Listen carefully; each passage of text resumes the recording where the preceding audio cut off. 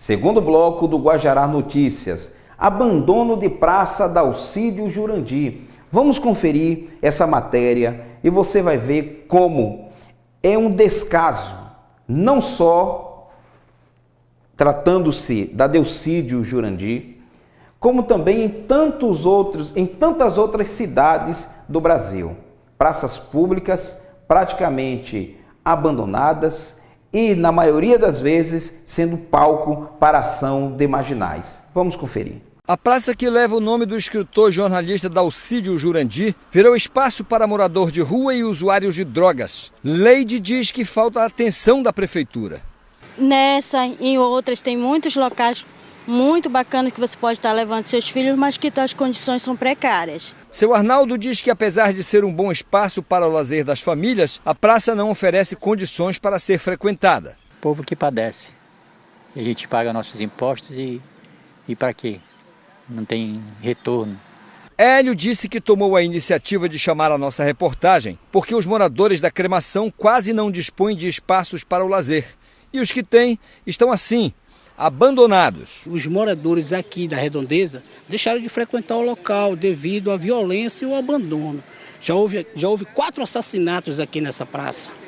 Não foi nenhum nem 2, foram 4. Encontros de gangues, assaltos.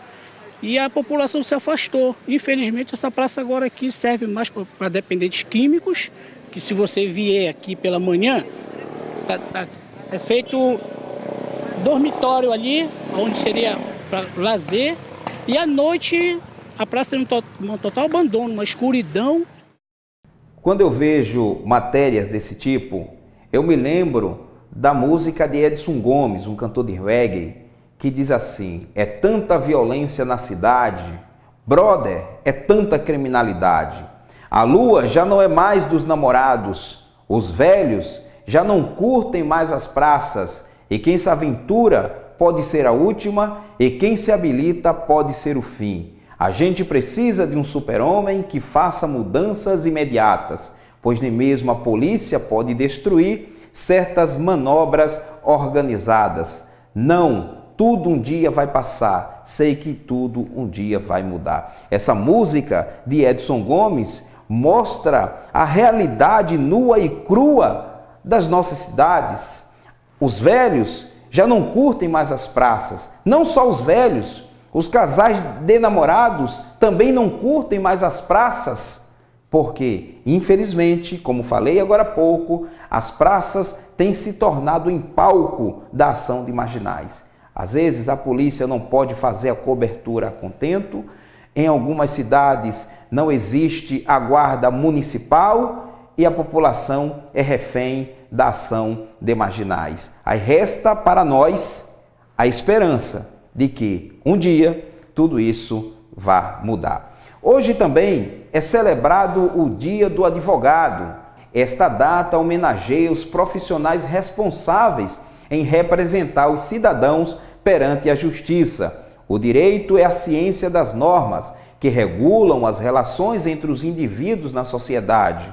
Quando essas relações não funcionam dentro das normas estabelecidas, entra o trabalho do advogado, que é o de nortear e representar clientes em qualquer instância, juízo ou tribunal. O Dia do Advogado é celebrado em 11 de agosto em homenagem à criação dos 2 primeiros cursos de Direito no Brasil, em 1827. A Faculdade de Direito do Largo de São Francisco, em São Paulo, e a Faculdade de Direito de Olinda, em Pernambuco, foram criadas por Dom Pedro I. Tradicionalmente, no dia 11 de agosto, os estudantes de Direito festejam o chamado Dia da Pendura, quando saem pelos restaurantes próximos da universidade, consomem e não pagam, pois a conta fica pendurada para que o dono do restaurante pague. Em algumas regiões do país, os profissionais também comemoram o dia 19 de maio,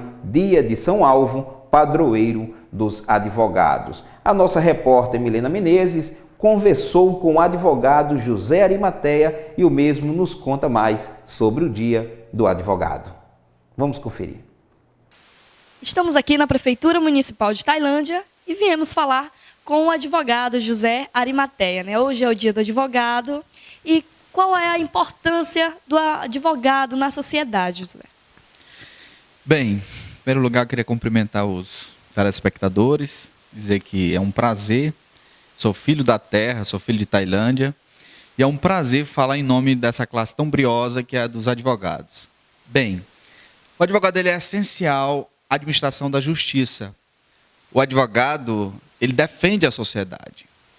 Às vezes, um ou outro profissional, ele é mal compreendido e a sua atuação aparece fora dos limites determinados por lei. Mas hoje nós vemos uma sociedade que precisa da proteção do advogado. O advogado comprometido com a ética e com a lei. A OAB, nesse sentido, é uma instituição que vem somando forças com toda a sociedade para defender os interesses das pessoas com deficiência, das pessoas em situação de risco, as pessoas que precisam ter seu direito tutelado e muitas vezes é negado pelo poder público ou pela iniciativa privada. Em resumo, o advogado defende a sociedade, daí a sua importância. E quantos anos você exerce essa função? Eu sou recém-formado, tenho pouco mais de 2 ou 3 anos, mas assim, já percebi que é uma profissão árdua, uma profissão que exige muita leitura, dedicação e principalmente o elemento ético. Quem não tem ética e for para a advocacia, como muitos pensam, vai se dar mal. É uma profissão que exige que você tenha compromisso com a verdade. Alguns, por exemplo, criticam o advogado que defende alguém que cometeu algum ilícito. O advogado não defende o erro, defende o direito da pessoa de ser tratada com dignidade, que é um princípio fundamental e é um primado da nossa sociedade que está no artigo 1º da Constituição. O advogado ele defende a justiça. E a justiça, às vezes, precisa ser executada de modo de acordo com a lei. Quando as instituições não cumprem a lei, o advogado atua defendendo a lei. E como é o dia a dia de um advogado? O dia a dia do advogado a gente costuma sintetizar numa frase. Advogado não tem tempo, advogado tem prazo. Então, enquanto as pessoas têm tempo para se divertir, o advogado tem um prazo de segunda-feira, ou que vai acabar após um feriado, para cumprir aquele prazo e protocolar a petição. Outra coisa que advogado não tem é privacidade. Privacidade é uma regalia que não faz parte do advogado, porque enquanto outros estão descansando, ele está recebendo ligações de um cliente porque está com um problema urgente e ele tem que resolver. Quando eu vou atender alguém, eu costumo dizer da seguinte forma: você está me contratando para eu me preocupar por você. Então, o advogado tem muita preocupação no dia a dia, trabalha com muitos papéis, lê bastante e tem que se preparar para as audiências, que é eu diria, o clímax de muitos dos processos. Não se resolve tudo em audiência, mas muitas coisas são resolvidas em audiência. Daí que é essencial que o advogado, no dia a dia, trabalhe com afinco, lendo, respondendo, protocolando. O advogado vai muito em fórum, então o advogado não fica só sentado escrevendo, ele vai ao fórum protocolar, ele tem audiências com o juiz falando a respeito de processo, requerendo celeridade, vai ao Ministério Público requerendo alguma diligência, alguma situação. O advogado ele tem uma vida muito corrida. Então, o que o advogado José de Arimateia tem a dizer à população? As suas palavras. Bem, eu quero dizer que nós, advogados, não somos inimigos nem vilões. Nós somos defensores e guardiões da lei, da Constituição e defensores da sociedade. A sociedade pode contar conosco como defensores dos seus direitos. E assim, entendam que o serviço de advogado não é tão brilhoso como as telenovelas e o cinema pinta. É uma atividade árdua que exige muita dedicação. Aqueles que pretendem um dia ser juiz, advogado, promotores, eu quero dizer que é um sonho muito louvável, um sonho que muitos têm, mas precisa dedicação. E a sociedade, fique tranquila, nós estamos defendendo o seu direito continuamente. Muito obrigada. Então é isso. Viemos mostrar um pouco do dia a dia do advogado, de Milena Menezes aos estúdios da TV Guajará.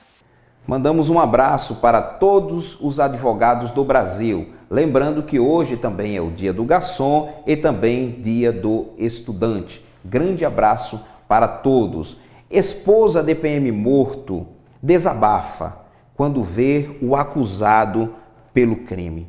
É uma cena comovente e eu convido você para ver essa matéria comigo. O policial reformado José Henrique de Almeida Cardoso estava na Rua Galeão, próximo à Avenida Júlio César, no bairro da Maracangalha. Um carro branco com 4 ocupantes chegou rápido e os pistoleiros efetuaram os disparos que atingiram o policial. Segundo informação colhida também, que foi um HB20 com 4 elementos, um HB20 branco. Chegou e atirou nele? Chegou e executou ele, deu uns 5 tiros nele, provavelmente. Levaram a arma dele. Característica que foi um assalto, um latrocínio? É execução mesmo, execução. Hein? Testemunhas disseram que outro carro de cor prata estava dando apoio à equipe do carro branco. Um policial que estava na panificadora chegou a trocar tiros com os bandidos que atacaram o soldado Almeida. Os familiares do soldado foram avisados e chegaram no local onde ele foi baleado. Todos choraram, revoltados, lamentando a morte do pai de família.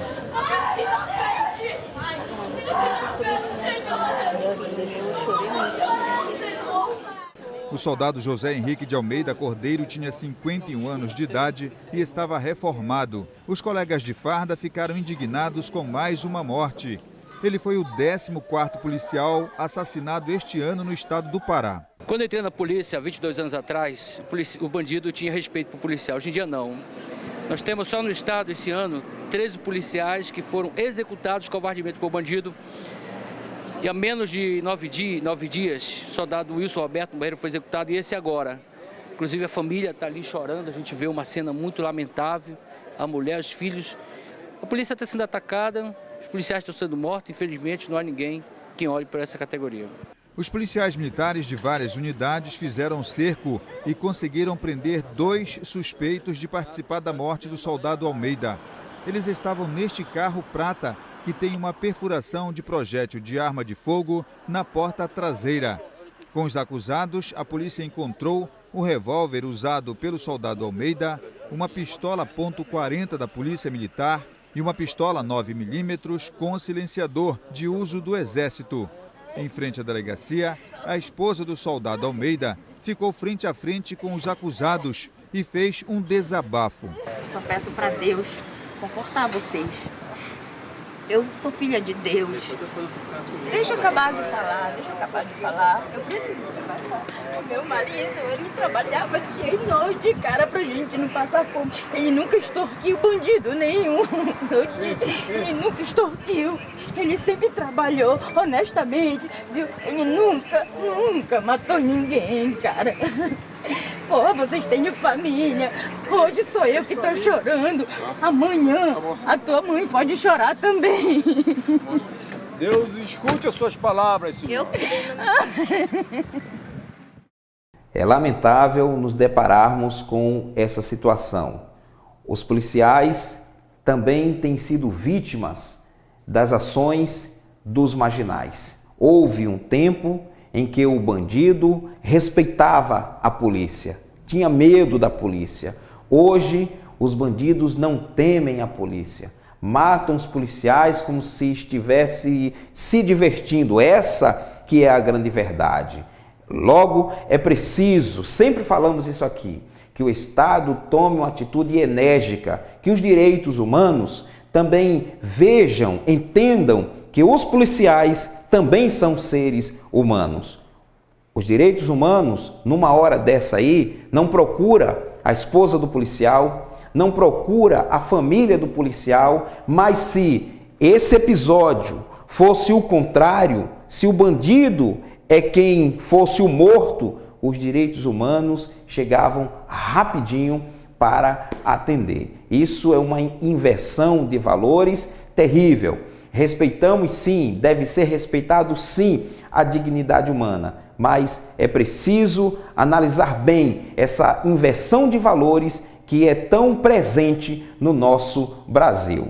Nos solidarizamos com a família do policial e vamos aguardar que a justiça seja feita. Major Miranda fala sobre as reclamações de moradores quanto à falta de segurança. A nossa repórter Milena Menezes, essa semana, trouxe para nós e mostramos aqui no Guajará Notícias reclamação de moradores do Arboreto, Vila Macarrão, bairro de Fátima 1 e 2, Pissarreira e Santa Maria. Os moradores reclamando da falta de segurança. O Major Miranda recebeu a nossa equipe e falou sobre isso.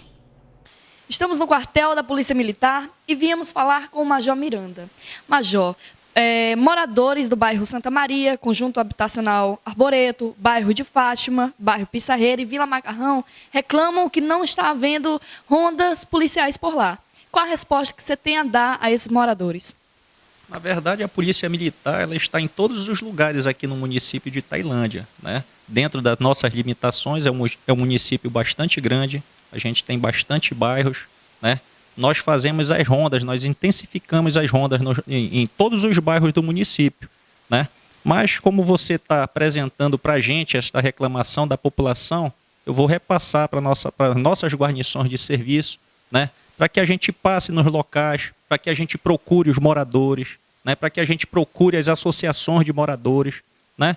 Para que o policial, para que a guarnição de serviço repasse o seu telefone funcional de serviço, para quando a população realmente necessitar da Polícia Militar, possa fazer o contato conosco. Então, nesses bairros, a população pode ter certeza que haverá ronda policial. Não apenas nestes bairros, né? Mas na verdade em todo o município de Tailândia. Mas como eu falei agora há pouco para você, Tailândia é um município bastante grande. Nós temos uma dificuldade em relação à questão de efetivo e de viatura, né? Para o tamanho da cidade que Tailândia é, né? O porte de Tailândia, né? Mas apesar das nossas dificuldades, né? Nós estamos sim em todos os bairros, né? Nós fazemos rondas em todos os bairros, né? O que nós precisamos é estreitar este contato entre a Polícia Militar e a população, porque na verdade nós não podemos estar em todos os lugares ao mesmo tempo, né? Então tem bairros que a gente está cobrindo, vai ter bairro que vai estar descoberto pela Polícia Militar, né? Mas quando a população necessitar, a gente vai estar prontamente, né, disposta a ajudar aqueles que necessitam do nosso serviço. Muito obrigada. De Milena Menezes aos estúdios da TV Guajará. Muito obrigado mais uma vez, Major Miranda, por receber a equipe do Guajará Notícias. Mandamos um abraço para todos os policiais militares aqui da nossa cidade de Tailândia, que mesmo com as dificuldades de efetivo, de viatura, mas têm realizado o seu trabalho. Torcemos para que o trabalho da Polícia Militar seja sempre cada vez mais efetivo e assim a população tailandense venha a ter dias melhores quanto à segurança pública. Demutran continua realizando suas ações de fiscalização nas ruas da cidade. A nossa repórter Milena Menezes conversou com o agente Cleberson Santos, que nos deu mais informações sobre essa ação de rotina do Demutran. Estamos aqui no bairro Centro, na Avenida Belém, onde a equipe do Demutran está fazendo a sua fiscalização de rotina. Vamos falar aqui com o agente Cleberson Santos, que vai nos dar mais informações. Como é que está acontecendo tudo aqui, Cleberson? Bom, aqui a fiscalização é mais para estacionamento, né, parada dos veículos, que alguns estão estacionados de maneira incorreta. E a gente até lembra a população, os condutores, né, para pedir, né, não estacionar na calçada, estacionar corretamente. Algumas vias aqui elas são mão única e tem o estacionamento regulamentado de acordo com as placas. Então, que as pessoas estacionem corretamente. Por exemplo, aqui na Moju e na São Félix, elas são vias de mão única, então ela tem o estacionamento regulamentado. E lembrar, né, que algumas pessoas, eu não sabia que é proibido estacionar na calçada. Qualquer calçada, né, é proibido o estacionamento. A calçada ela só pode, a pessoa só pode transitar na mesma para adentrar garagens ou afins, né? A gente pede para as pessoas para ter esse cuidado, estacionar na rua, que a calçada ficou para o pedestre. E também estacionar de maneira correta nessas vias que tem mão única aí. E também lembrar a população que tem seus veículos aí atrasados, né, que procurem a Cefa, que ela está disponibilizando um desconto até bom sobre IPVA, né, que é de 95% para a parcela única e de 50% até 95% de desconto, né? Eu sei que 95% é para a parcela única e ela parcela até em 12 vezes, só que o desconto não será esse. Então, que as pessoas que têm seus veículos atrasados, que procurem também o órgão, que a gente dá mais informações, ou pode ir diretamente na Cefa com relação a isso. E a questão do capacete e o documento? Tá, o capacete, ele é um equipamento de segurança, né? É obrigatório. E os documentos também é de porte obrigatório. As pessoas têm que ao transitar com o seu veículo, né, tem que estar com um documento que ele é porte obrigatório. Numa fiscalização de rotina, a gente vai abordar a pessoa e ela só sairá de lá com o documento em mãos, né, para provar que aquele veículo está na posse dela ou é dela. Muito obrigado, Clebson. De Milena Menezes aos estúdios da TV Guajará. Desejamos todo sucesso para a equipe do Demutran que continuem realizando os trabalhos de rotina que devem ser feitos. Daqui a pouco voltaremos com o terceiro bloco do Guajará Notícias.